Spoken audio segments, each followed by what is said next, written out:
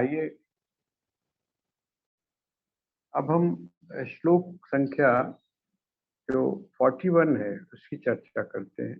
41 और 42 ये दो ही श्लोक हैं इस 10वें अध्याय की पूर्णता के लिए। एक तरह से 10वां अध्याय जो है वो संपूर्ण हो रहा है और जो 11वां अध्याय है वो काफी मायने में आप ऐसा समझिए कि जो अभी तक हमने सुना है, जो अभी तक हमने जाना है, उसको हमको देखने का भी मौका मिलेगा, देखने का भी अवसर मिलेगा। आप ऐसा समझ सकते हैं कि जिस तरह अभी हमने एक प्रयास किया था जिसको आप ऑडियो विजुअल बोलते हैं। ऑडियो विजुअल का मतलब ये होता है कि जब आप किसी भी चीज को देख रहे हैं, जैसे हम लोग आपस में एक दूसरे को देख रहे हैं और हम एक दूसरे को सुन भी रहे हैं। आप कान का भी उसमें प्रयोग कर रहे हैं और आप अपनी दृष्टि का भी प्रयोग कर रहे हैं।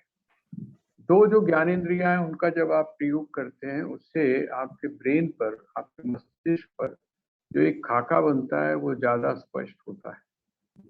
मैंने अभी परसों जब स्वामी राम का जब प्रवचन था, उनके प्रवचन की जब हमने विवेचना की तो मैंने आपके पास एक छोटा सा पेपर भेजा था और उसके बाद मैंने काफी जो हमारे राम प्रेमी हैं उनसे उस बारे में चर्चा की कि क्या हम ऐसा न करें कि जो भी हमने पढ़ना है या जिसका हमने स्वाध्याय करना है उसका एक इसी प्रकार का एक खाका हम बना के यदि आपके पास भेजें तो आपको उसको समझने में सहायता हो। क्योंकि एट द ग्लांस एक ही बारी में आप पूरा जो कंसेप्ट है उस पूरे कंसेप्ट को समझ पाएंगे, चाहे वो श्रीमद् भगवत गीता हो या फिर स्वामी जी के जो प्रवचन है उनकी बात।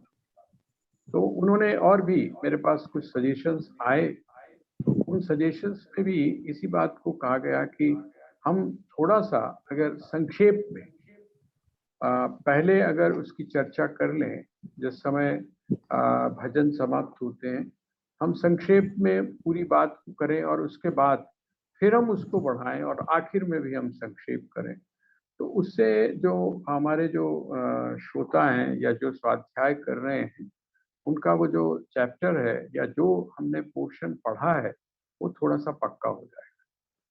तो चलिए उसका भी हम प्रयास करते हैं और उसकी भी हम कोशिश करते हैं। बस मैं यही चाहता हूं कि आप लोगों की जो प्रतिक्रिया है, कैसे हम इस चीज को और इम्प्रूव कर सकते हैं, कैसे हम इसको और उपयोगी बना सकते हैं, क्योंकि ये विशुद्ध रूप से हमारा स्वाध्याय का प्रकल्प जो है वो स्वाध्याय का ही।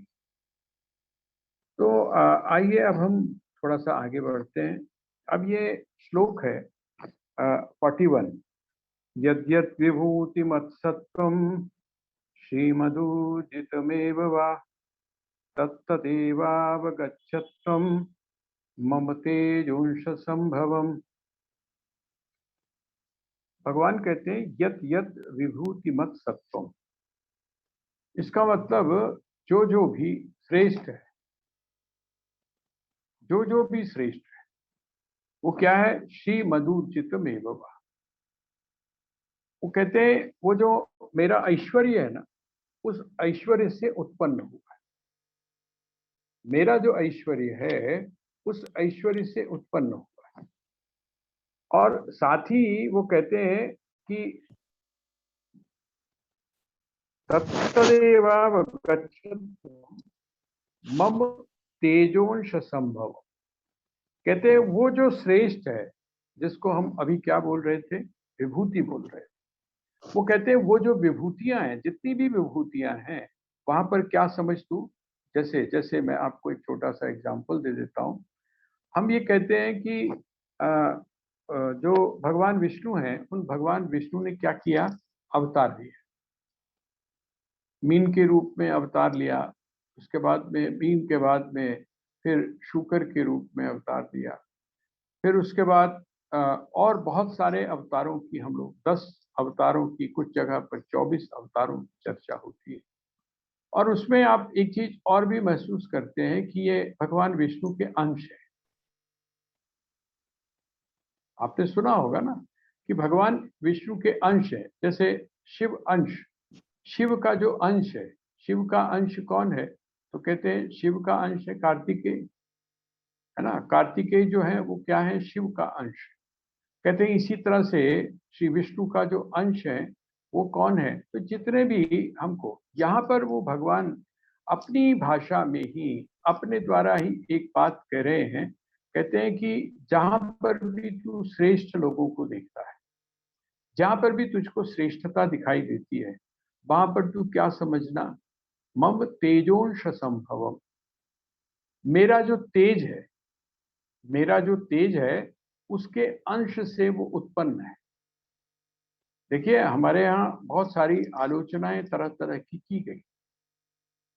अब आप इस कसौटी के ऊपर कस के अगर आप देखते हैं तो आपके सामने बड़ा स्पष्ट रूप से एक क्लियर रूप आ जाता है। जैसे जैसे जो व्यक्ति जातियों में श्रेष्ठ है, जाति में श्रेष्ठ का अर्थ क्या हुआ? जिसको हम शुरू हो जाएगा। जो स्वाध्याय करता है, स्वाध्याय कराता है, जो वेदों का अध्ययन करता है, वेदों को कंठस्थ करता है, वेदों का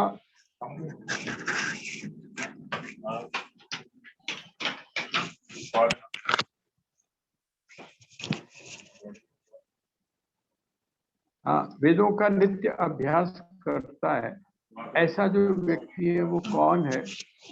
तो कहते हैं ऐसा व्यक्ति मम तेजोंश संभव, मेरा जो तेज है उसके अंश से उत्पन्न है। अच्छा, जो व्यक्ति मेरे अंश से उत्पन्न है उसको यदि आप कुछ खाने को देते हो, उसको अगर आप कुछ खिलाते हो तो वो किसको पहुंच गया? तो कहते हैं वो जो अंशी है, अंशी, जिसका वो अंश है उस तक भी पहुंचा। इसी तरह से अगर कोई क्षत्रिय है, जैसे हमारे यहाँ एक कंसेप्ट था, अगर आप देखेंगे हमारे जो हमारी संस्कृति में जो राजधर्म है उसकी चर्चा की, लेकिन जिस समय आप बाहर की तरफ जाएंगे तो वहां पर इस प्रकार के राज्य का कंसेप्ट वहां रहा ही नहीं। यही वजह है कि यहाँ हमारे यहाँ राजा किसको बोला गया? तो कहते हैं राजा जो होता है वो विष्णु का अंश होता है। वाल्मीकि रामायण को मैं जब पढ़ रहा था तो आप आश्चर्य होंगे कि राजा बनने से पहले हैं महर्षि वशिष्ठ ने सीता को और राम को बुलाकर कहा कि आज तुम व्रत करो, व्रत करो। अभी भी आपको आश्चर्य होगा इस बात का कि कुछ चीजें हम लोगों ने जिसको बोलते हैं उसको उसके ऊपर लीपा पोती इतनी ज्यादा कर दी कि असली चीजें जो हैं वो दब गई। कहते हैं कैसे? पुराने जमाने में अभी भी थोड़ा सा उसका अंश रह गया है, और वो अंश क्या है? जिस समय विवाह होता है तो जो लड़की होती है, लड़की बेटी जो होती है, उसके माता और पिता दोनों क्या रखते हैं? उपवास रखते हैं। उसके जो माता पिता हैं दोनों उपवास करते हैं। इसी तरह से जो लड़का और लड़की थे उनको भी उपवास पहले भी करने की बात की जाती थी और बाद में भी व्रत या उपवास की बात की जाती। संकेत क्या है ये संकेत ये है, राजा जो है, राजा भी जिस समय राज्याभिषेक उसका होता था उस राज्याभिषेक से पहले व्रत की बात की जाती। आप पढ़ के देख लीजिएगा कि श्री राम ने और सीता को वशिष्ठ जी ने साफ स्पष्ट शब्दों में कहा कि राम आज आज क्योंकि कल तुम्हारा राज्याभिषेक होना है तो तुमको ये वैदिक जो परंपरा है इसका निर्वाह कर। इसका मतलब वहां पर जो दृष्टि है, चाहे वो विवाह है और चाहे वो राज्याभिषेक है, वहां पर दृष्टि क्या है? वहां भूख की दृष्टि नहीं है, बल्कि वहां एक व्रत या तपस्या के रूप में जीवन में जो तप का एक अंश होता है, उस तप के अंश को हमारे यहाँ जिसको हम हिंदू बोलते हैं, जिसको हम सनातन धर्म बोलते हैं, उस परंपरा में रहा है। तो यहाँ वो क्या कहते हैं? मम तेजोंश संभवम, मेरे तेज से अगर कहीं पर कोई क्षत्रिय है उसमें तुमको श्रेष्ठता दिखाई दे, मैं वैसे तो सभी में ही, लेकिन वो कौन है? वो कहते हैं कि वो मेरा ही रूप। इसी तरह से आजकल आप एक चीज और महसूस कर रहे होंगे, निष्पक्ष भाव से, आप उसको उस तरीके से मत लीजिए। हम लोग क्या मान रहे हैं? हम लोग ये मानते हैं कि अमुक जो व्यक्ति है, अमुक व्यक्ति जो है, वो अमुक व्यक्ति यहाँ पर किस लिए आया है? कहते हैं किसी विशेष उद्देश्य को लेकर आया है, इसलिए हम उसको परमात्मा मानते हैं। तो ये जो एक है यहाँ पर, इसका मतलब क्या हुआ कि जहां जहां पर भी तू विशेष चीज को देखता है, वहां पर तू क्या देख, कहते हैं ये तू देख कि वो जो मेरा अंश है, उस मेरे अंश की अभिव्यक्ति है, अर्थात मेरा अंश वो वहां पर दिखाई दे रहा है। मैं विशेष हूं, मैं विशिष्ट हूं, और वो विशिष्टता वहां पर दिखाई दे रही है। तो यत यत विभूतिमत सत्वम श्री मधुर्जितमेव वा, है ना, तत्तदेवावगच्छत्वम मम तेजोंश संभव। उसको तू मेरे तेज से और उसके अंश से तू क्या समझ, कहते हैं वो उसकी अभिव्यक्ति हो रही है, ऐसा जान। उसका सम्मान किस प्रकार कर, इस तरह से कर। यहाँ पर ये अर्थ नहीं है, यहाँ पर ये अर्थ नहीं है कि वो जो है उसको जो है वो हम बहुत महिमा मंडित कर रहे हैं। महिमा मंडित नहीं है, ये वास्तविकता है कि जहाँ पर भी आपको कहीं विशेष दिखाई देता है, तो आप ये समझ लीजिए कि वहाँ पर उस परमात्मा का जो प्रतिबिंब है वो स्पष्ट रूप से पड़ रहा है, क्योंकि नहीं तो पड़ेगा नहीं। आपको जैसे परसों की बात है, जब मैंने मानस शक्तियों के बारे में बताया था, इसका अर्थ क्या हुआ? इसका अर्थ यही हुआ कि कुछ कुछ चीजें वो उस व्यक्ति के साथ में ऐसी हैं जो वो परमात्मा के साथ में जुड़ जाता है। जुड़ जाता है का अर्थ क्या हुआ? उसके माध्यम से वो जो परमात्मा है, उस परमात्मा के अंश की, उसके तेज की जो है वो अभिव्यक्ति होती है। तो मम तेजो। अब वो भगवान ने आखिरी जो अंतिम जो श्लोक है, उस अंतिम श्लोक में उन्होंने उसको समेट दिया। क्या समेटा? वो कहते हैं, अथवा बहुनैतेन किम ज्ञातेन तवार्जुन विष्टभ्यामहमिदं कृष्णं एकांशेन स्थितो जगत। पढ़ने में ये जो श्लोक है बड़ा साधारण सा लगता है। अगर आप इसका सीधा सीधा आप अर्थ पढ़ते हो, है ना, तो आपको बड़ा साधारण सा लगता है ये। लेकिन अगर आप इसके संकेत को अगर आप समझें, कहाँ पर इशारा कर रहे हैं भगवान, उस बात को अगर आप समझें, तो आपको लगेगा कि भगवान ने आपका जो ज्ञान है, आपकी जो जानकारी है, उस जानकारी को एक बिल्कुल सही डायरेक्शन दे। आप अक्सर हम लोग अपने ग्रंथों के बारे में, अपनी संस्कृति के बारे में एक सवाल पूछते हैं, इतनी किताबें हैं जी, कौन कौन सी पुस्तकें पढ़े? इतने देवता हैं, किस किस की उपासना करें? है ना, ये हम एक एक सामान्य रूप से हमारे मन में आता है। और जब हम बहुत ज्यादा कभी कभी कंफ्यूज हो जाते हैं, उसमें सही प्रकार से हम निर्णय नहीं ले पाते, तो आपने देखा होगा कि कुछ घर में जब मंदिर बनाए जाते हैं, तो उन मंदिरों में उन लोगों के लिए बड़ी अजीब सी स्थिति होती है। जहां पर तीर्थ यात्रा के लिए जाते हैं, वहां से मूर्ति ले आएंगे, वहां से उस देवता की मूर्ति ले आएंगे और उसको लाकर अपने मंदिर में, इतना इकट्ठा हो गया है, इतना इकट्ठा हो गया है कि वो समझ लीजिए, जैसे बोलते हैं ना कि पॉपुलेशन बढ़ गई है। मंदिर तो आपका छोटा सा है, मंदिर आपका छोटा सा है, लेकिन वहां पर देवताओं की पॉपुलेशन इतनी बढ़ गई है कि वो बेचारे आपस में टकराते हैं। उनके लिए सांस भी लेना जो है वो दूभर हो जाता है। इतने सारे आपने इकट्ठे कर लिए हैं, क्यों कर लिए हैं? इसलिए कर लिए हैं, आपको कंसेप्ट जो है वो पूरा क्लियर।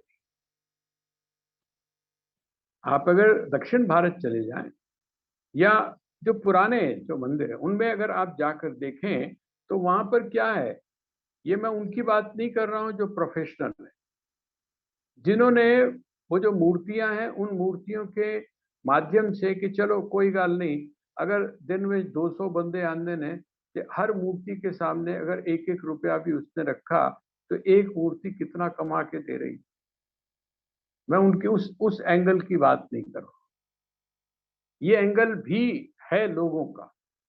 यहाँ पर इसकी भी बना दो, यहाँ इसकी भी बना दो, चलो कोई गल नहीं, अगर अंदर नहीं बनती तो बाहर का जेड़ा वेड़ा है ਉਹਦੇ ਵਿੱਚ ही बना दो, कुछ ना कुछ है ऐसा करें।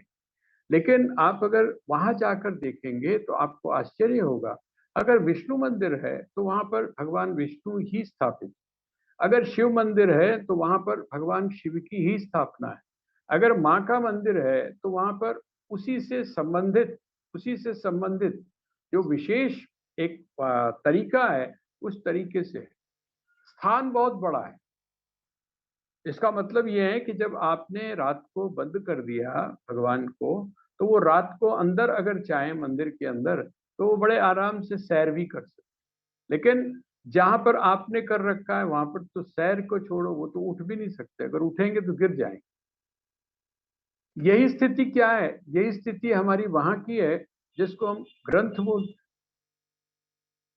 हम सोचते हैं ये भी पढ़ ले, ये भी पढ़ ले, ये भी पढ़ ले, ये भी पढ़ ले, और जिस समय बहुत सारी चीजों को हम पढ़ लेते हैं तो होना तो ये चाहिए था कि जब आप बहुत पढ़ लेते हैं, बहुत पठित हो जाते हैं, तो आपकी जो शंकाएं हैं उन शंकाओं का निवारण हो जाए। अब आप सोचिए, आपने एक ग्रंथ पढ़ा, आप माना माना चलिए आपने आपने अपने घर में रामचरितमानस रखा होगा, प्रत्येक घर के अंदर आमतौर पे आपको मिल जाए, आप रामायण का पाठ करते हैं, ठीक है। उस रामायण में भी चलिए आप एक तरफ हम और संक्षेप में ले आते हैं, आप सुंदरकांड का पाठ करते हैं। अब जब आप सुंदरकांड का पाठ करते हैं, उतना ही करते हैं, तो उससे रिलेटेड जो शंकाएं हैं वही आपके मन के अंदर पैदा होंगी। लेकिन अगर आपने 20 किताबें अगर आपने रख ली, तो उससे क्या होगा, 20 के जो शंकाएं हैं उनको तो आपने पाल लिया और आपके पास में उन शंकाओं का समाधान नहीं है। ऐसा नहीं है कि समाधान है नहीं, उनका समाधान है, उनका उत्तर है। भगवान यहाँ पर कुछ इसी तरह की बात कर रहे हैं। वो कहते हैं कि नहीं, ये जो बहुपठित है ना, बहुत जो पढ़ना है, ये जो बहुत ज्ञान प्राप्त करने की एक अभिलाषा, जिसमें आपकी क्यूरियोसिटी कभी भी खत्म नहीं होती। आप सोचते हैं कि आप पढ़ पढ़ के आप उसको जान लेंगे, वो कहते हैं नहीं, सिर्फ पढ़ पढ़ के जाना नहीं जाता, पढ़ पढ़ के जाना नहीं जा सकता। स्वामी राम का भी यही है। स्वामी राम का जो जोर है, जिसको आप प्रैक्टिकल वेदांत बोलते हैं, वो प्रैक्टिकल वेदांत का मतलब ही है कि जो आपने पढ़ा है, जो आपने सुना है, उसको जब आप अपने जीवन के साथ में जोड़ते हैं तो उसका परिणाम, उस ज्ञान का, उस अनुभव का जो परिणाम होता है वो उससे बिल्कुल अलग होता है जो सिर्फ आप पढ़ पढ़ के करना चाहते हैं। आजकल एक ये भी बहुत बड़ी दिक्कत हो रही है, हमारा जो अहंकार है वो अध्यात्म के रूप में, हम किसी के सामने जाकर उसको प्रणाम करके, उसके सामने बैठकर उससे सवाल करें, उससे प्रश्न करें, इसके लिए जिस विनम्रता की या जिस समर्पण की आवश्यकता है वो हम में अपने आप में नहीं बनती है। किसके सामने जाकर बैठे, क्यों? क्योंकि हमको तो ये लगता है कि नहीं, वो जो सामने वाला व्यक्ति है वो तो कुछ खास जानता नहीं, उससे ज्यादा तो मैं जानता हूँ। यहां पर भगवान ने उसी बात को स्पष्ट किया। वो क्या कहते हैं, अथवा बहुनैतेन किम ज्ञातेन तवार्जुन। वो कहते हैं जो तूने शुरू में एक बात कही कि विस्तार से मुझको कहें, विस्तार से मैं ज्ञान को प्राप्त करना चाहता हूँ, अर्थात मेरी जो विभूतियां हैं उन मेरी विभूतियों को तो विस्तार से जानना चाहता है। कहते क्यों जानना चाहता है, उसकी सार्थकता क्या है? ये जो विस्तार से जो तू मेरी विभूतियों को जानना चाहता है, मेरे ऐश्वर्य को जानना चाहता है, कहते हैं उसकी सार्थकता क्या है?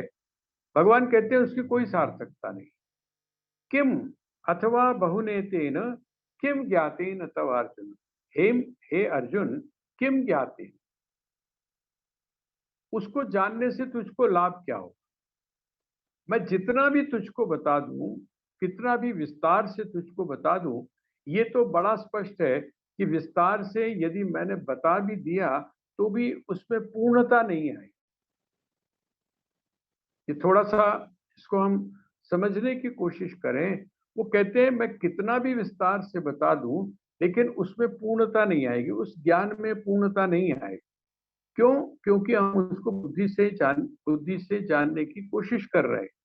किम ज्ञातेन तव अर्जुन अथवा बहुनेतेन, बहुत मैंने अगर जान लिया या बहुत तूने जान लिया, मैंने तुझको बहुत अपने ऐश्वर्य के बारे में बता भी दिया, तो कहते हैं किम, उससे क्या होने वाला है। कहते हैं क्यों, बस तू इतना समझ, एक बस तू इतना समझ ले। हमारे महाराज जी जो थे, स्वामी किशोरदास जी महाराज, वो कभी कभी श्रीमद् भागवत की जब हम चर्चा करते थे, बैठकर सत्संग जब होता था उनके साथ एकांत में,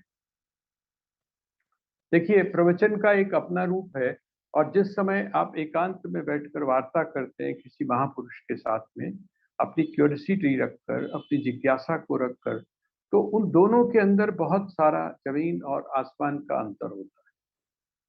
जैसे जैसे आप बहुत बिल्कुल ऐसी घर की तरह वातावरण देखे, आपने किसी को खाने पे बुलाया और वो आपके पास में खाने पर आया, या आपने चाय पर बुलाया, वो चाय पर आया, और जिस समय आप बैठ के वहां पर किसी भी मुद्दे पे जब आप डिस्कशन कर रहे होते हैं उसमें, और अगर आप स्टेज पर किसी से सुनने के लिए गए, मंच से कोई व्यक्ति बोल रहा है, उसके ऊपर वहां यदि जब आप सुनते हैं, तो उन दोनों के लेवल में, उन दोनों के स्तर में, उन दोनों का जो एक तारतम्य है, उसके अंदर बहुत अंतर हो।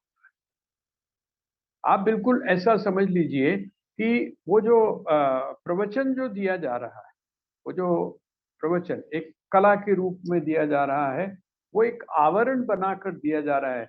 और जिस समय आप सेवा करते समय, किसी महापुरुष की सेवा करते समय, या जिस समय उसके पास में बैठकर भोजन लेते समय, या आप चाय पी रहे हैं, उस समय अगर कोई बात की जा रही है, तो वो बड़ी जिसको फॉर्मेलिटी है उसमें किसी प्रकार की, वो बहुत गहरी बात होती है, वो आपके हृदय को बहुत ज्यादा छूती है। इसीलिए कहा गया है कि किसी भी महापुरुष के पास में आप रहें, और वहां पर रहकर जिस समय आप ज्ञान का अर्जन करते हैं, उस ज्ञान में, और जिस समय आप फॉर्मली आकर सत्संग का श्रवण करते हैं, उन दोनों के अंदर अंतर। तो यहाँ पर भगवान क्या कह रहे हैं, वो कहते हैं बहुत जानकर तू क्या करे। तो स्वामी जी जो थे वो बताया करते थे, कहते हैं यहाँ पर श्रीमद् भागवत में ज्योग्राफी की भी बात की गई। पृथ्वी जो है, उस पृथ्वी में कहाँ कहाँ पर कौन कौन सी चीजें हैं, इन सब की भी बात की गई है। तो कहते हैं ये ज्योग्राफी जो है, ये ज्योग्राफी अर्थात जो भूगोल है पूरे ब्रह्मांड का, उसको बताने की क्या आवश्यकता है। बात तो अध्यात्म की चल रही, बात जो है वो चल रही है अध्यात्म की, और वहां पर ये सब चीजें बताई जा रही हैं कि वहां ऐसा होता है, वहां ये है, वहां ये है, अलग अलग। तो वहां पर स्वामी जी ने कहा कि वो सारा ज्ञान का एक ही उद्देश्य है। वो जितनी भी बातें संसार की बताई जा रही हैं, ये जो पंच महाभूतों की बात की जा रही है, तन मात्राओं की बात की जा रही है, अपंचीकृत पंच महाभूत, पंचीकृत पंच महाभूत, इंद्रियां, मन आदि, ये जितनी भी चीजें हैं, इनकी अगर बातचीत की जा रही है, तो वो किस लिए है। कहते हैं उसका जो सार है वो एक ही है, जिसको यहाँ पर भगवान कह रहे हैं। भगवान कह रहे हैं अथवा बहुनेतेन किम ज्ञातेन तव, कि तू बहुत कुछ जानकर क्या करे। तूने पहले कहा विस्तार से, अर्थात मैं अपनी विभूतियों का जो वर्णन है वो विस्तार से करूं, इसका मतलब विस्तार से तू जानकर क्या करे। ये बिल्कुल ऐसे ही हुआ जैसे मैंने आपसे और आप सभी जानते हैं कि आपने चावल, कहते हैं हर चावल को तू क्या करेगा, चावल पक गए हैं या नहीं पके हैं, तो प्रत्येक चावल को जब तू दबा के देखना चाहता है तो क्या जरूरत पड़ी है, बस तू एक ही चावल को दबा के देख। और जब एक चावल अगर पक गया है, इसका मतलब क्या हुआ कि जो तेरा पतीला है, जब तेरा जो पात्र है जिसमें तूने पकाया है उस चावलों को, इसका मतलब सारे चावल जो हैं वो पक गए। एक के ज्ञान से, सिद्धांत चाहिए, एक के ज्ञान से सबका ज्ञान हो जाता है। और जब एक के ज्ञान से सबका ज्ञान हो जाता है तो सबको अलग अलग जानने की जरूरत क्या है, वहां पर माथापच्ची क्यों की जाए, वहां पर जो अपनी ऊर्जा है उसको क्यों नष्ट किया जाए।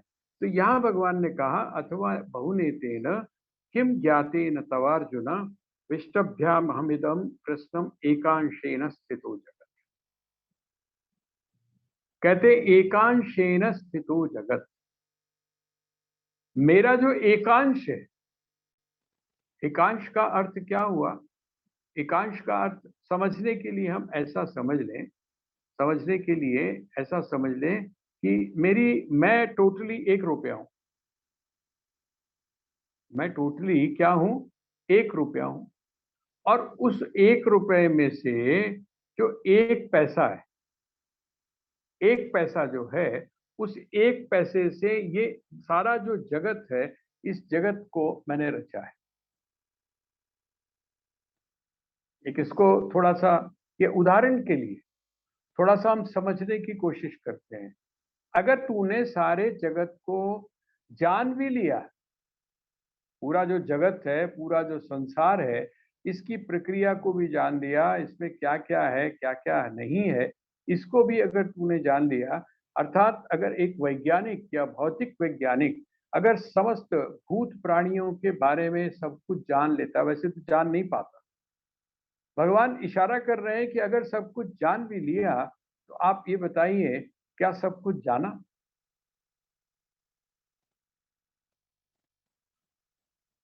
क्या सब कुछ जाना भाई, उसमें 100 है ना, 100। अगर एक एक आप 1 रुपया लेते हैं तो उसमें जो पैसे हैं, पैसे कितने हुए उसमें, 100 ही होंगे ना। अब वो जो 100 हुए उसमें 1 पैसे से ये पूरा जगत बना हुआ है। आपने इस पूरे जगत को जान लिया तो आपने कितने पैसे को जाना, वो जो 100 पैसे थे, उस 100 पैसे में से आपने 1 पैसे को पूरी तरह से जाना। वैसे 1 पैसे को भी हम पूरी तरह से नहीं जान पाते। ये जो संसार है, इस संसार में बहुत कुछ जानने के बाद में भी अभी बहुत कुछ ऐसा है जिसको जानना है। लेकिन आप ऐसा अंदाज लगा लीजिए कि आपने सब कुछ जान लिया, 1 पैसे के बारे में सब कुछ जान लिया, पर भगवान कहते हैं कि बस एक, उसके बावजूद भी अभी जो 99 पैसे हैं, वो 99 पैसे तूने नहीं जाने। तो कितना परसेंट जो है तूने जाना और कितना परसेंट तूने नहीं जाना। हाँ, अगर तू ये समझ लेता है, ये समझ लेता है कि ये पूरे के पूरे जो 100 हैं, ये पैसे किसके हैं, यूँ कहते हैं ये मेरा ही रूप है, 100 जगह पर मैं ही जो है वो बटा हुआ हूँ। अगर तूने ये जान लिया, अर्थात यदि मुझको जान लिया, तो वो जो अनजाना है जिसको हम 99 पैसे बोलते हैं, उस 99 पैसे को भी तूने क्या किया उसको भी जान लिया। भगवान ने यहाँ पर संकेत क्या किया, कहते बस तू इतना समझ ले।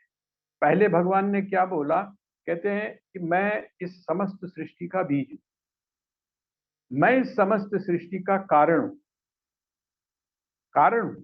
इसका मतलब क्या हुआ, कारण, कारण के रूप में वो जो 100 पैसे हैं वो कौन हुआ, वो कहते हैं वो 100 पैसे मैं हूं। और उसमें ये जो सारा जगत है, ये 1 पैसा हुआ, इसका कारण, अर्थात ये किसमें है, तो कहते हैं ये मुझ में समाहित है।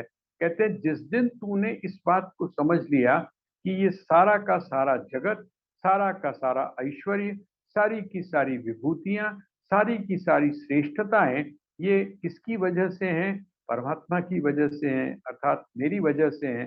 कहते हैं उस दिन तूने जो नहीं जानने योग्य है, जिसको हम कहते हैं कि नहीं जाना जा सकता, कहते तूने उस दिन क्या किया? उसके बारे में भी जान लिया, और उस दिन तूने उसके बारे में भी जान लिया जिसको जाना जा सकता है। मुझे लगता है ये कंसेप्ट आपको थोड़ा सा क्लियर हो गया।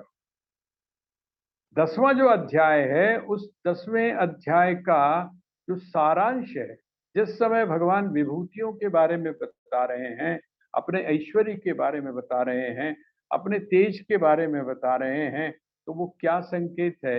वो कहते हैं बस तू इतना समझ ले कि ये जो समस्त संसार है, इस संसार और संसार के अलावा जिसको हम लोक बोलते हैं, लौकिक बोलते हैं, भौतिक बोलते हैं, और उसके अलावा जो अभौतिक है ना, वो सारा का सारा कौन है? वो कहते हैं मैं ही हूँ। इसका मतलब अगर तूने कारण को जान लिया तो कार्य जो है वो अपने आप उसके भीतर समाहित हो जाता है। तो भगवान ने ये जो 10वां जो अध्याय, मैंने आपसे निवेदन किया कि आप जितनी बार पढ़ेंगे श्रीमद् भगवद गीता को, ये जो सदग्रंथ हैं, इन सदग्रंथों को आप जितनी बार पढ़ेंगे, और पढ़िए कैसे? पढ़िए कैसे? आप वो जो एक आपका एक एक तरीका है पढ़ने का, मैंने इसको 8 दिन में खत्म करना है, मैंने इसको 10 दिन में खत्म करना है, मैंने इसको 15 दिन में खत्म करना नहीं, ऐसा नहीं। महाराज युधिष्ठिर की तरह जिस दिन बोल दिया कि सच बोलो के बाद में नहीं गए विद्यालय।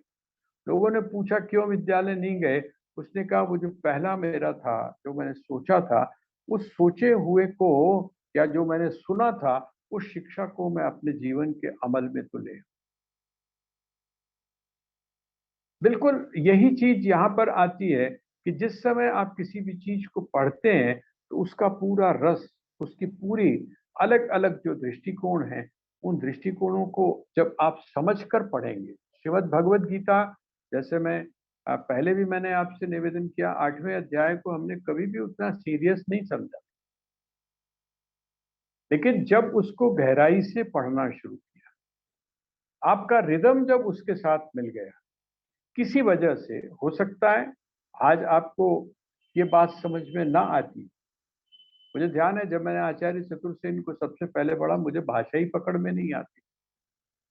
क्यों? क्योंकि हमारा लेवल वहां का नहीं, वो जो स्तर था भाषा के ज्ञान का, वो उतना नहीं था। इसी तरह से जिस समय हम श्रीमद् भगवद गीता को या अन्य ग्रंथों को समझने की या पढ़ने की कोशिश करते हैं, तो कभी कभी हमारा भाव पक्ष, हमारा इंटेलेक्ट उस लेवल तक नहीं पहुंच पाता, वो मिस कर जाता है। आप जिस समय लगातार अभ्यास करते रहते हैं, समझने की कोशिश करते रहते हैं, तो कुछ समय के बाद उसमें जो परिपक्वता आती है, आपने 10 जगह से सुना, 10 जगह आपने बैठ के डिस्कशन किया, तो वो जो एक परिपक्वता आती है, एक जो सहजता आती है, उस सहजता के परिणाम स्वरूप क्या है, वो जो ग्रंथ है वो और भी आपके सामने खुल जाता है। 8वें अध्याय को मैंने बताया जैसे निवेदन, ऐसे ही जो 10वां अध्याय था, इसको भी हम लोग बड़े सरसरी तौर पर देखते थे, लेकिन जिस समय इस बार इस स्वाध्याय में, मैं तो कल हंस रहा था, मैं कल हंस रहा था, अपने मेरे मित्र थे, उन्होंने कहा कि इसका जो टारगेट है वो तुम्हारा कैसा अचीवमेंट कैसा चल रहा है? मैंने कहा मैंने कभी उस दृष्टि से देखा नहीं। मैंने, हम लोगों ने सबसे पहली बात तो कभी काउंटिंग के हिसाब से नहीं देखा, कभी हमने ये नहीं देखा कि आज की ये जो कक्षा है इसके अंदर कितने लोग जुड़े हैं, कभी हमने इस दृष्टि से नहीं देखा कि और लोगों को भी जबरदस्ती जोड़ने की कोशिश की जाए। जिसकी क्यूरियोसिटी है इन्फॉर्म करिए आप। लेकिन उसके बाद में बहुत लोगों ने हमको ये भी कहा कि जी आपने जब इसको यूट्यूब पे डाला है तो आप वो भी काम करिए जो बाकी के लोग करते हैं। लेकिन हमारी हमारी जो निष्ठा है वो पता नहीं, लोगों को लाभ हो रहा तो बड़ी अच्छी बात है, होना चाहिए, लेकिन मुझे तो लगता है कि सबसे बड़ा लाभ अगर किसी को इसके माध्यम से, इस स्वाध्याय के माध्यम से हुआ है, तो वो कौन है? वो मैं ही। आप तक पहुंचने के लिए या आप तक बात को पहुंचाने के लिए वो जो एक जो दिमाग जो घुमाना पड़ता है, उसको सिंप्लीफाई जो करना पड़ता है, उसके चक्कर में बहुत सी चीजें ऐसी स्पष्ट हो जाती है, सामने आ जाती है, जो सामान्य तौर पर सामने नहीं आती है। 10वें अध्याय में मैंने आपसे शुरू में भी निवेदन किया था कि इसमें जितने भी चरित्र हैं, जिनको भगवान कहते हैं कि मैं आदित्यानाम महम विष्णु, सबसे पहले तो हमको ये पता चले कि आदित्य कौन है, कितने आदित्य हैं, उन आदित्यों के पीछे कौन सी स्टोरी है, उनकी माता कौन है तो अदिति है, उसकी बहन कौन है दिति है, दैत्य और जो देवता हैं उनके बारे। इसका मतलब क्या हुआ कि जिस समय हम 10वें अध्याय को पढ़ना शुरू करते हैं, है ना, तो हमारी हमारी बहुत सारी जानकारी इस तरह से इस तरह की होती है, जो कि हमको बहुत सारी चीजें नहीं पता है। मैं आपसे बिल्कुल सही बात कह रहा हूँ। मेरे को भी बहुत साथ पता है कौन देता है? ये जो एक जो छोटा सा खिलौना है ना, बहुत साथ देता है। हमें जो भी चीज जाननी होती है वो हम आप इससे पूछ लेते हैं कि गुरुजी बताइए, इसके बारे में हमको जानकारी दीजिए। एक जगह, दो जगह, तीन जगह नहीं मिलती है तो उसको नोट करते हैं कि नहीं। अब जैसे कवि नाम उशना कवि था, मैं थोड़ी सी बात कर रहा हूँ। कवि नाम उशना कवि, कि कवियों में मैं उशना नाम का कवि। अब ये उशना शब्द नहीं सुना हुआ है, पढ़ते समय पाठ करते समय हम बोल रहे गए, लेकिन उशना कौन है? आश्चर्य हुआ पढ़कर। उशना जो है वो शुक्राचार्य का नाम, उशना शुक्राचार्य का नाम है। और कहते हैं वो शुक्राचार्य कौन है? कहते हैं उसको तो हम क्या मानकर चलते हैं? राक्षसों का, असुरों का, दैत्यों का गुरु है। तो जब दैत्यों का गुरु है तो इसका मतलब कौन होगा? वो दैत्य ही होगा ना, दैत्यों का अगर गुरु है। लेकिन जिस समय आप कंपैरिजन करते हैं तो वो कहते हैं, भगवान कहते हैं वो भी मैं ही, उष्णा कवि, और कवि हूं मैं। कवियों में अगर कौन कोई है तो कौन है? तो कहते हैं उष्णा नाम का जो, अर्थात जो ये, इसका मतलब क्या हुआ कि एक्सट्रीम भगवान जो है, भगवान जिन जिन चीजों के बारे में यहाँ पर बता रहे हैं, ये जो हम लोग जो डिस्कशन कर रहे हैं स्वाध्याय के अंदर, ये आप ऐसा समझिए, ये हम कुछ पकड़ने की कोशिश कर रहे हैं, हम कुछ पकड़ने की कोशिश कर रहे हैं। लेकिन जिस समय आप इसके ऊपर होमवर्क करेंगे, जिस समय आप इसके माध्यम से सही चीज को जानने का प्रयास करेंगे, एक नोटबुक के ऊपर जब आप नोट करेंगे, तो आपको पढ़कर बड़ा आश्चर्य होगा कि हमने कितनी बार श्रीमद् भगवत गीता को पढ़ा है और कितनी बार हमने उसके महात्म्य को पढ़ा है। जो पुराने लोग हैं वो महात्म्य को भी पढ़ते हैं, लेकिन उसका जो आशय है, उसका जो अर्थ है, उसका जो भाव है, भगवान वहां पर कौन सी बात कहना चाह रहे हैं, क्या संकेत दे रहे हैं, वो पकड़ में हमारे अभी तक नहीं आया। और वो जब तक पकड़ में नहीं आता है, तब तक श्रीमद् भगवत गीता का जो लक्ष्य है वो हमारे जीवन के साथ में नहीं जुड़ पाता। तो ये जो 10वां अध्याय है, ये 10वां अध्याय बहुत महत्वपूर्ण है। और 11वां अध्याय क्यों महत्वपूर्ण है? इसलिए महत्वपूर्ण है कि जो जो बातें भगवान ने यहाँ पर कही, अब जो अगला जो प्रश्न होगा 11वें अध्याय में, वो कहेंगे कि ठीक है, मैंने आपकी सारी बात मान,